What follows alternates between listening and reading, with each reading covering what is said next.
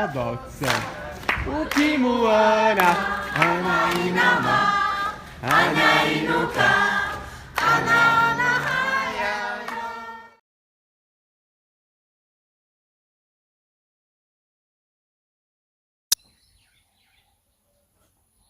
Hello and welcome to this presentation on John Conway's Game of Life. The Game of Life is a cellular automation invented by a Cambridge mathematician, John Conway.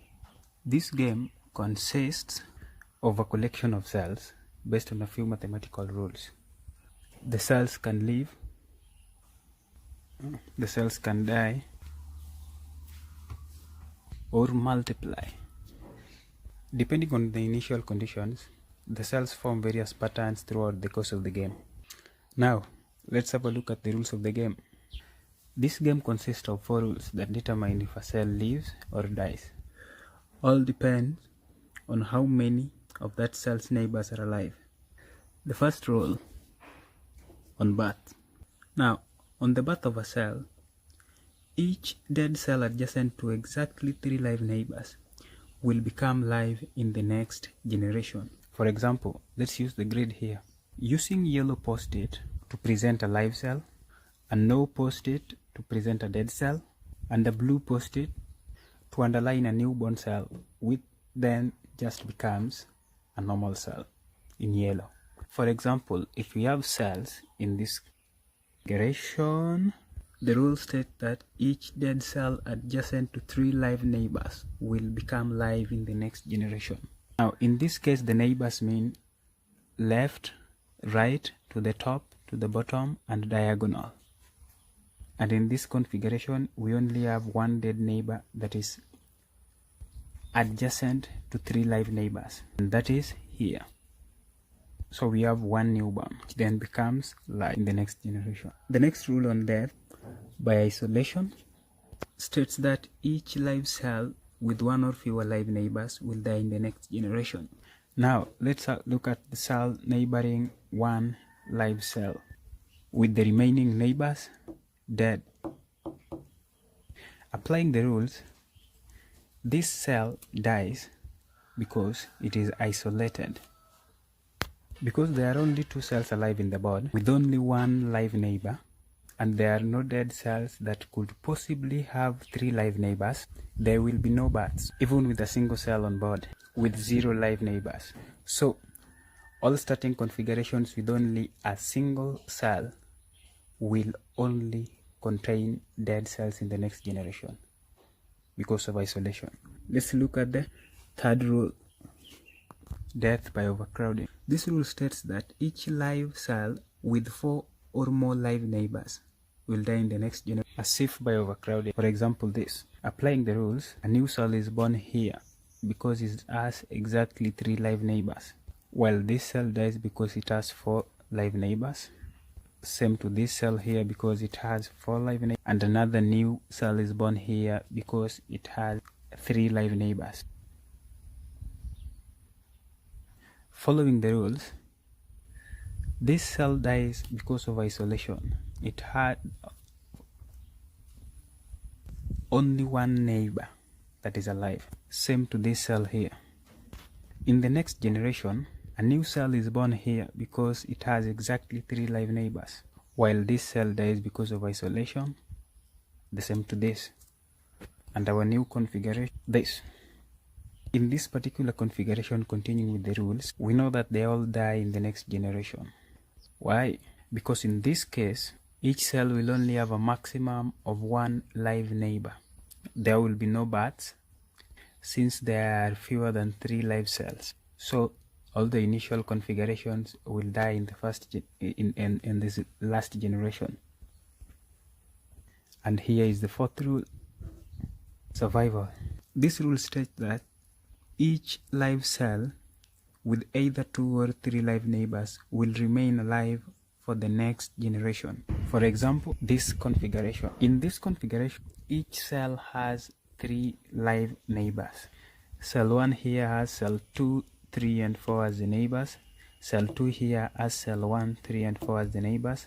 Same to cell 4 with cell 3, 1, and 2, and same to cell 3.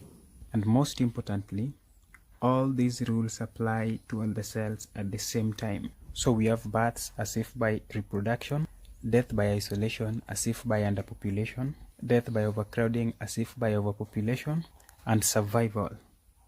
Now, let's see what these simple rules. Let's have a look at these simple rules. Given a configuration like this, what do you think is going to happen to these cells? These cells can either be alive with tokens in it or dead with no tokens. In computer versions, live cells are represented by one color and dead cells by another, or just a blank grid. In theory, the size of the cell or the grid is infinite, but small boards will do for the initial play. This is a solitary game, or one with just one player, and the play of the typical game looks like this. You can pause the video and try out this configuration by yourself.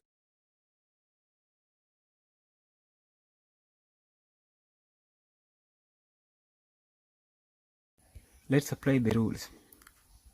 Things start to get more interesting here. Starting with the initial setup here, then we move on to the next generation and we apply the rules.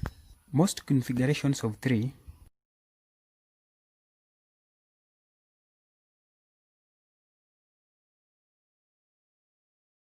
are far enough apart that they die out in 1 or 2 generations. But this is an exception. Starting with a line of 3 live cells, the 2 end cells will die because they had 1 neighbor each, while the middle cell will survive because it had 2 live neighbors. There will be 2 births. And the new configuration in the next generation will be this. The births occur in the 2 cells next to the surviving cell that were dead because each those positions is next to the 3 live starting positions. This pattern will repeat in every second generation with the 2 end cells dying and new cells are born from a horizontal line to a vertical line of 3. The pattern is called a blinker.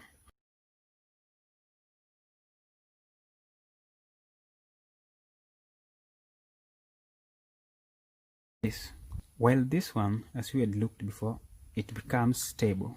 Pause the video and try out yourself.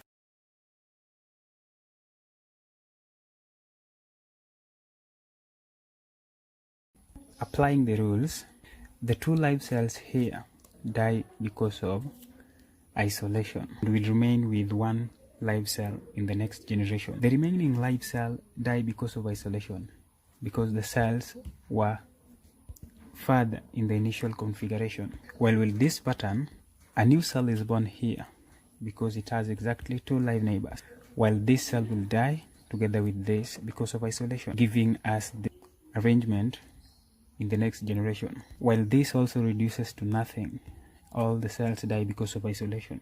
Now, how about a configuration like this called a glider?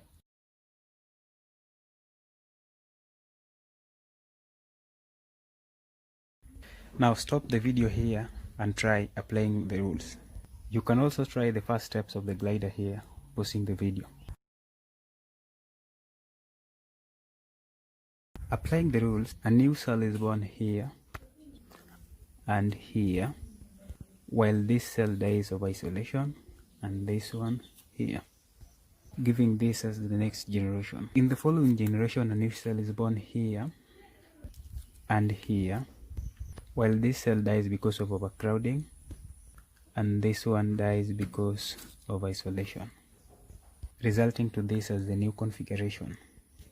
In the following generation, a new cell is born here, while this cell dies because of overcrowding, same to this one because of overcrowding. Sorry, the first one here dies because of isolation. A new cell is born here, while this one dies because of isolation. And this is the resulting configuration of the next generation. Now let's have a look at this cell in a computer version. Type in this URL at your computer.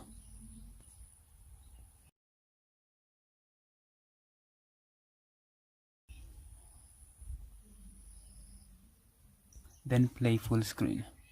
Use the control run to show what exists on the screen, and step to show step by step. You can also use clear to clear the previous. Here, the blue color will represent a live cell, while a green color will represent the trace of the dead cells. Now these are the steps of a glider, from this to this to this to this to this, with the pattern repeating itself back and forth. The same pattern repeating itself.